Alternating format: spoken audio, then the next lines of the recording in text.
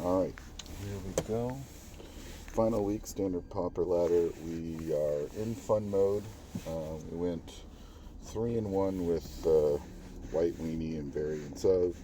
Last week I couldn't record. I was switching over to Gruul, or now in this case Jund, kind of building upon that. I'll get to the deck afterwards, but this is for funsies.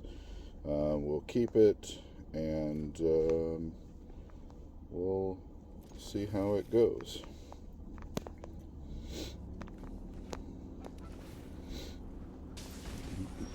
Playing Brewski.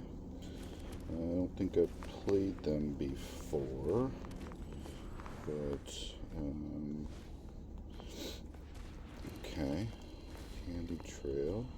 Wonder if maybe we're doing like some Golgari food action. I think we can just make sure we get our tap land out, be efficient, put out our Weaver.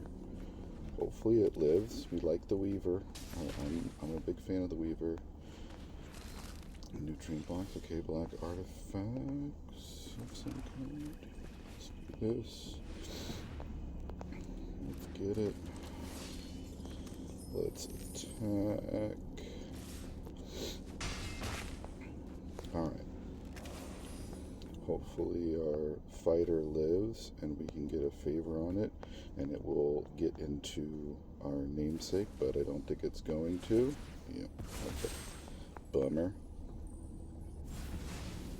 Okay. Alright. Let's do that.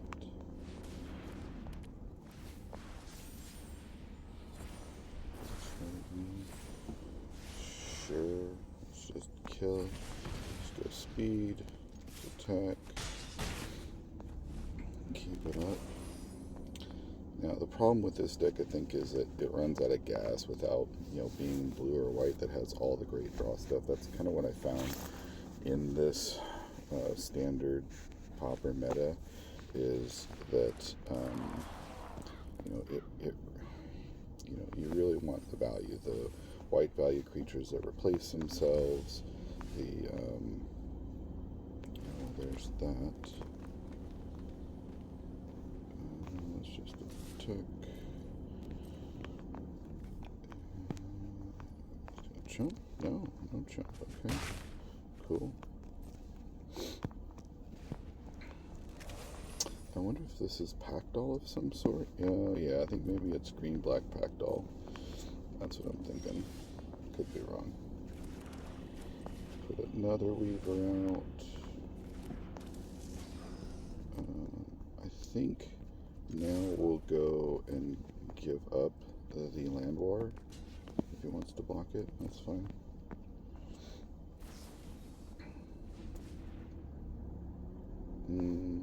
That's okay. I'm okay with that. It's not going to kill me. Yeah, we're okay with that. I think we want to save our snakeskin until we can get something a little bit more formidable. Well, maybe it's food. Yeah, I think maybe, let's go Golgari food. Okay. Yeah, I mean, I'm sure there's packdolls in there, right? Gosh, this is the problem with this deck, is you just draw really sucky. And I gotta finish this, because if food starts going off, I'm gonna have some real problems. So let's see what he does. Let's get that one. Jump a little damage through, take his threat off the board. Now let's hope that we don't hit a candy grapple. I mean, it's a lot of hoping, but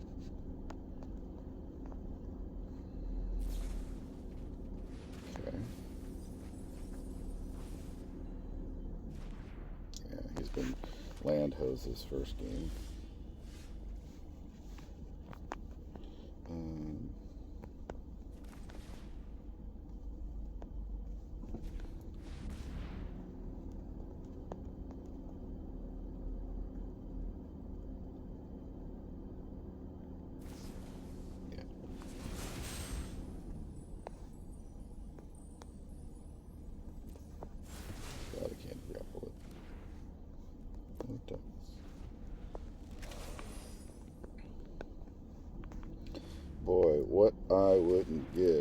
for a flippity-flop card draw. I mean, he's getting no lands, I'm getting all lands. I think this is going to start turning into his favor here.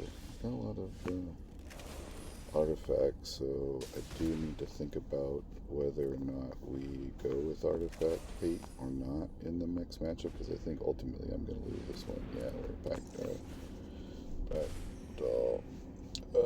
Nice.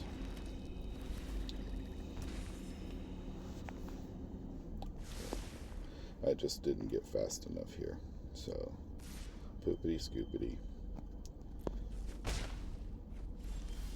Yeah, more lands. So we draw all lands, he draws no lands, and then eventually it starts balancing out, right? So what can we do in the next game to mess around with this? I think I don't. Gosh, do I need to be faster? Burst lightning, I don't think I need as many of those. I definitely want some heritage reclamation to get rid of artifacts. Tali's favor, I do want a third one of those. At least 3. Tali's favor, I don't think I need. So I can put in those. I didn't see a lot of like swarmy 1/1, so I don't think I need that. What else? I definitely want my... Can probably drop 1 or 2 sugar rushes and put in a derailment, and we'll go like that. We'll see how that works. So I've got things that deal with packdoll, since that's the big one. This might give me the ability to stay a little bit longer. There's a little bit more draw. We'll see how it goes. Nope, can't keep that. Fuck. Come on, dude. Yeah, I mean, I guess we have to keep this. Jeez. Well, you know, so it goes. This could be really bad really fast.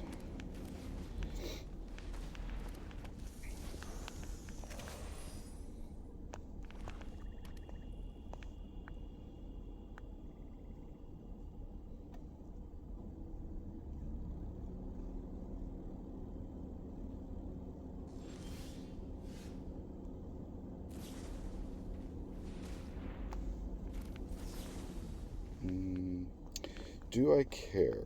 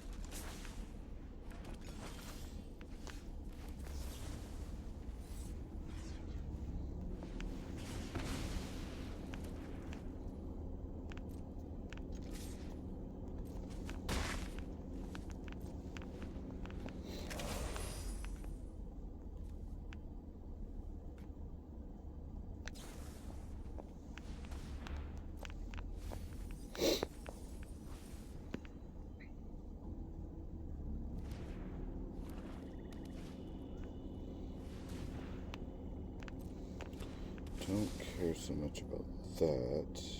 I would like to...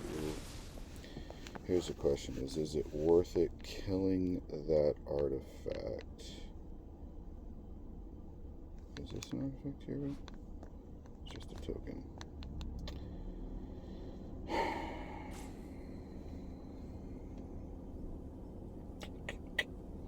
mean, is it worth it?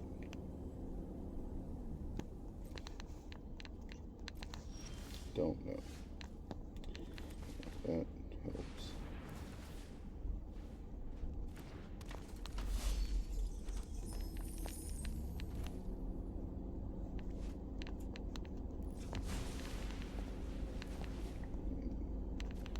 This will automatically put pressure on.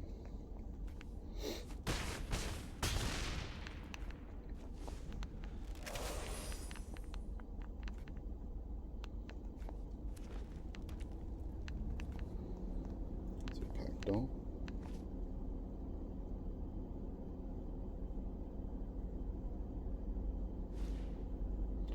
Glutton. Okay.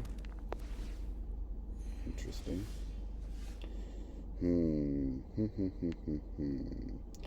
Glutton. Let me think about this here. Is glutton is just glutton. So we need to get so let's do this.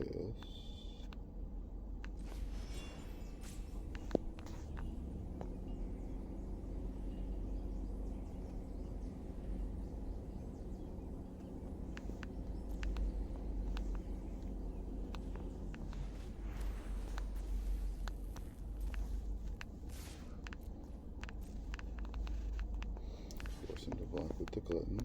It's fine. Cool.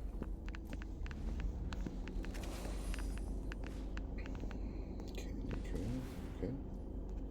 Okay with that. It's just damage.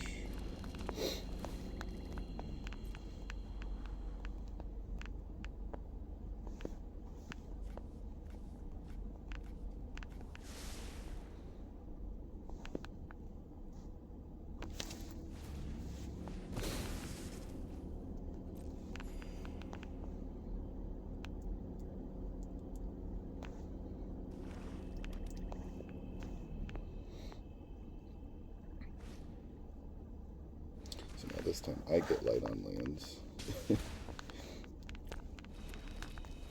Okay. Golgari packdoll food is pretty cool, but yeah, I still think this is. I think control-ish packdoll decks are just really strong. There's just a ton of artifacts. So, resolve. Gotta sacrifice that one. Okay.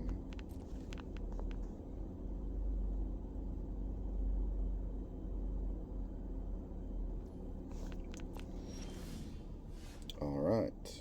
So, what do we do here?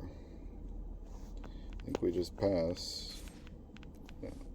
No attacks.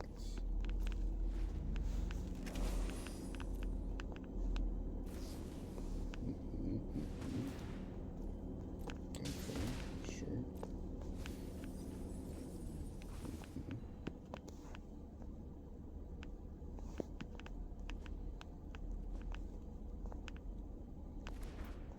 Okay. Fine with that.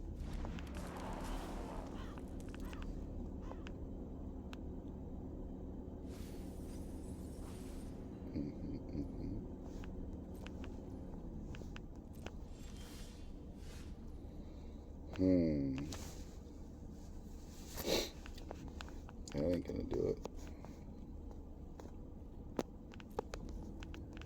Yeah.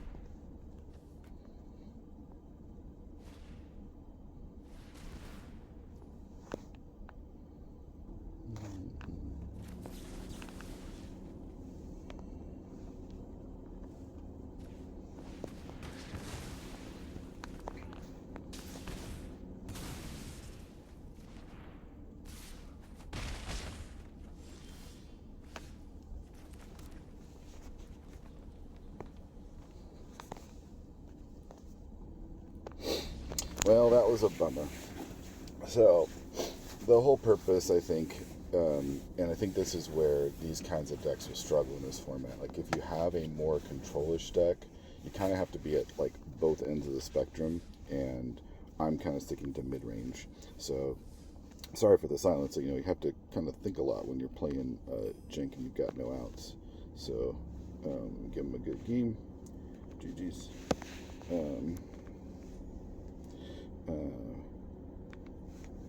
Yeah, it happens.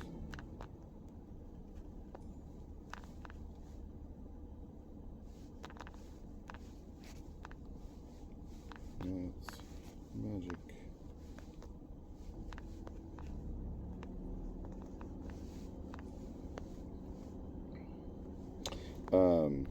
So anyway, let's get to the deck. Since I didn't really get to showcase what we really want to do and why we're playing Jund and why this deck is called Jund-grnaught. So, the main purpose of the deck, and I think this is why it will struggle, is because it really relies on Snakeskin. Leyline Weaver isn't that important, but really what we want to do is we want to get Favored Fighter into play. Obviously creates a token to protect himself. Great, gives you that open chance to snakeskin your creature, but it can't be blocked by more than one creature. And the reason why it's called Jund-grnaught, because obviously it's Jund, but it's a throwback to the old school invisibility on Juggernaut, if anybody remembers that from the original set. So Juggernaut was this artifact, could only be blocked by walls, and then you put invisibility on it, and or wait, what is it? Oh no, Juggernaut could not be blocked by walls, and then you put invisibility on it, and it can only be blocked by walls. So you create the situation where it has menace, meaning it has to be blocked by two creatures, but the text on Favored Fighter, it can't be blocked by more than one creature. So it essentially becomes a 6/5 unblockable, right? You keep it controlled, and I think that's where this deck wants to go eventually, is get to something more controlish where you stick the Favored Fighter, you put the Untamed Hunger, and then you just cross unopposed for the finish. It's not quite there yet, but that's the core of the deck, trying to get to it. The problem is it's in the colors. Primarily I had it in green-red last week. I couldn't get it recorded, and it just wasn't consistent enough. You find yourself kind of stuck in this like mid-range shell that if you stumble on lands, as you saw in the second game, or you get flooded on lands, as you saw in the first game, and you're not really creating value to the board and keeping your board presence, you're only putting out like one target here or there, and you can't really stay on track with anything that has good targeted or sacrifice removal, and you just can't maintain your board position. But if you can keep that board state, it ends up being very solid to where your opponent just can't deal with that sort of stuff. So I'll have to, go back to the drawing board and make it a little bit better, just because I think next time Standard rolls around, it's something I want to explore more, since it's using a lot of the new cards. But that's really what it's looking at, is just finding ways to put through this big unblockable creature and just chunk off some damage. Not really sure how I'll go about it. There's a lot of other decks that I was thinking of too, that I didn't get to play this particular ladder. So we got like mono red, mono black, a janky little silly mono blue deck. There's a whole bunch of things that I want to do, but essentially I think it recognize that I tried to play a little bit more competitively in the first few weeks, playing White Weenie, but still playing a slight variant of it that was more soldier themed, which it really isn't essential, but not that bad, because it can really start flooding the board. I'll have to keep an eye out on what soldiers actually come out over the next sets, and I think there might be a few, since we're returning to Lorwyn, and that's where the original cost-reducing soldier came out of. So I don't know. We'll see if we get more soldiers and some more things to mess with. We might revisit it and just mess around with it. But yeah, that was the deck. It was a really fun ladder. Got to see a lot of different stuff. But again, what I think I noticed from this standard meta is that it is really polarized, either aggro or control-ish. I mean, I guess it depends on what you define as control. You might think of that Golgari food is maybe more mid-range, or you might think of some of the others as more mid-range. But I think if you're having a lot of, a good decent amount of removal, bigger things that come down later, I think you're really more on that control-ish spectrum, or you have to have like a lot of late game value that you can create card draws and get more things into play. And I don't know that this Jund shell really does it. I'm not sure how to get it there quite yet, but I'll work on it. I mean, there's certainly some things that are that synergize well, but maybe not necessarily necessary. Like Fate Maker, I don't think it's necessary that it needs to be there. Maybe more things that add tokens, because Decode Transmission, which I never saw, was actually a pretty decent card for me when I've been testing it and messing around with it. So there are some things to do, in that regard. It's just, I kind of get locked in, and I have to, really be careful to not do that when you have like Weaver, because it is so cool that it attacks when you cast a 4-cost spell, and you don't have a lot, so you're not going to get a ton of value out of Weaver, but it does create this big target, this big threat, and ultimately you just want to get yourself over the hump, right? You want to get it out early, get yourself into a position to cast Favorite Fiber, and just keep it alive. That's really what you're trying to look for. So this might be something that you play more, control-ish. Ditch the Land War Elves. You don't need to be fast. Back in with like Duress or other things that really let you, rip their hand apart before you put out the Favorite Fighter. Make sure you've got, Snakeskin to protect it. Think about those types of things, and I'll revisit it and see how it goes. Maybe it goes to Golgari and I don't need the red. Altari's Favor is actually really cool with this. I think if I balance it out the right way, you can find ways to, basically play it and dig into Untamed Hunger, or, Decode Transmissions, or something lower on your scale that gives you value. Sugar Rush was actually really cool, because if you find a spot where you drop Sugar Rush and now you've got a 7/4, and then you attach Untamed Hunger on it, that you draw into Untamed Hunger, or something else that gives it menace, you can just push a huge unit through. Oh, the other quick thing, just to show the sideboard real quick, is just kind of jank, but this was a fun card to add with it. I played this Tunnel of Hate.